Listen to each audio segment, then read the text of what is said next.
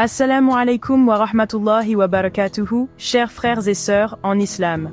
Le Coran, parole divine révélée au prophète Mohammed, paix et bénédiction sur lui, est un océan de sagesse et de miracles.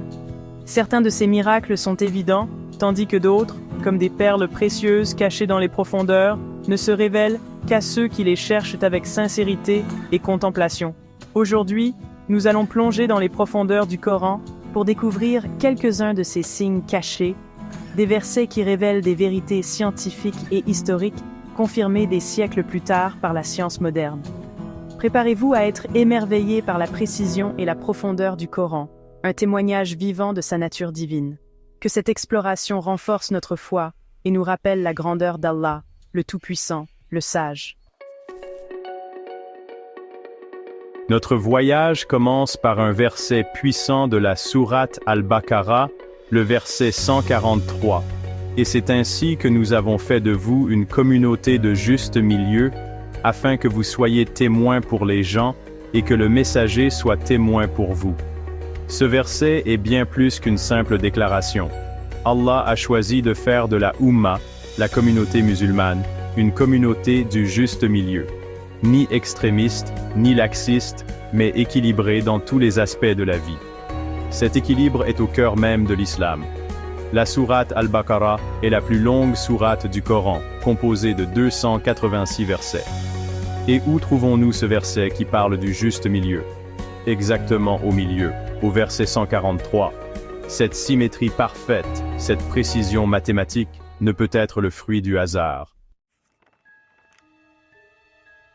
Poursuivons notre exploration des signes cachés du Coran avec un autre exemple fascinant. Dans la sourate Ar-Rum, versets 2 à 4, Allah dit « Les Byzantins ont été vaincus dans la terre la plus basse, mais après leur défaite, ils seront bientôt victorieux, dans quelques années. » Au moment de la révélation de ces versets, l'Empire byzantin était au bord de l'effondrement, vaincu par les Perses. La promesse d'une victoire future semblait improbable, voire impossible. Ce qui est encore plus étonnant, c'est la précision géographique mentionnée dans ce verset, la terre la plus basse. La bataille décisive entre les Byzantins et les Perses a eu lieu près de la mer Morte, l'endroit le plus bas de la surface terrestre, situé à environ 430 mètres en dessous du niveau de la mer. Comment le Coran, révélé il y a plus de 1400 ans, pouvait-il connaître un détail géographique aussi précis, confirmé des siècles plus tard par la science moderne?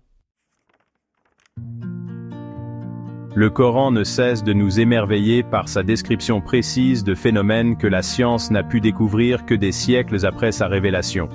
Prenons l'exemple du développement embryonnaire, un sujet abordé avec une précision étonnante dans le Coran.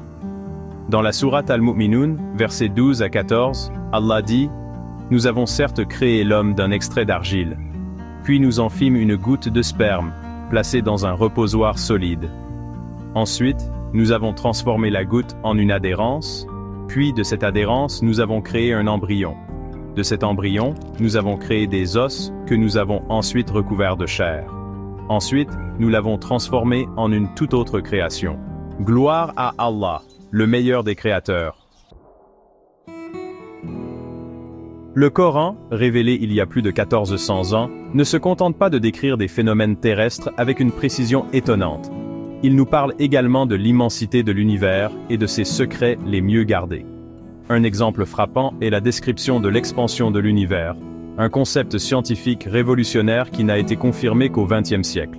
Dans la sourate Ad-Dariyat, verset 47, Allah dit « Et c'est nous qui avons construit l'univers avec puissance, et c'est nous qui l'élargissons constamment. » Ce verset court et puissant véhicule une vérité scientifique profonde. L'univers n'est pas statique. Il est en constante expansion. Hubble a observé que les galaxies s'éloignent les unes des autres à une vitesse proportionnelle à leur distance, ce qui implique que l'univers est en expansion. Comment le Coran, un livre révélé à une époque où l'astronomie en était à ses balbutiements, pouvait-il contenir une information aussi précise sur la nature de l'univers? L'alternance du jour et de la nuit, un phénomène naturel qui rythme nos vies depuis la nuit des temps, est un autre exemple de la sagesse divine inscrite dans le Coran. Ce phénomène, que nous tenons souvent pour acquis, est en réalité un miracle scientifique qui témoigne de la perfection de la création d'Allah. Dans la sourate Al-Ankabut, verset 44, Allah dit « En vérité, dans la création des cieux et de la terre, et dans l'alternance de la nuit et du jour, il y a des signes pour les doués d'intelligence. » Aujourd'hui, nous savons que l'alternance du jour et de la nuit est due à la rotation de la Terre sur son axe. Cette rotation, d'une durée d'environ 24 heures, expose différentes parties de la Terre à la lumière du Soleil, créant ainsi le jour et la nuit. Chers frères et sœurs, ces quelques exemples ne sont qu'un aperçu des nombreux signes divins présents dans le Coran. Chaque verset, chaque mot, est imprégné de sagesse et de miracles qui ne demandent qu'à être découverts. Le Coran n'est pas un livre de science, mais il contient des vérités scientifiques qui confirment sa nature divine et renforcent notre foi.